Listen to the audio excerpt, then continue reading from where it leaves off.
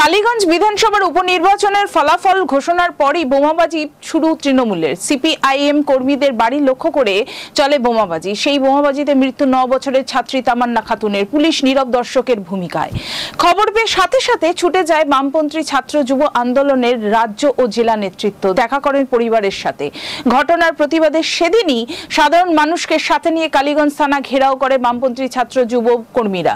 বদলা নয় বদল চাই স্লোগান তুলে ক্ষমতায় আসা তথাকথিত বুদ্ধিজীবীদের কাছে সোকল্ড গণতান্ত্রিক তৃণমূলের হাতে প্রতিদিন রক্ত ঝরছে লাল ঝান্ডার কর্মীদের, আমাদের পরিবারের।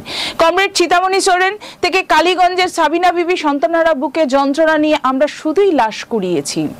আসলে তৃণমূল হোক কি বিজেপি, পশ্চিমবঙ্গ হোক কি পন্ডিচেরি, ফ্যাসিবাদী স্বৈরাচারী শাসকের একমাত্র শত্রু আমরাই। তবে চিন্তিত হবেন না মাননীয় মুখ্যমন্ত্রী, চিন্তিত হবেন না নরেন্দ্র মোদীজি, আপনিও। সব রক্তের হিসাব লেখা থাকছে দেয়াল জুড়ে। একদিন প্রতি রক্তবিন্দুর হিসাব নেবে মানুষই।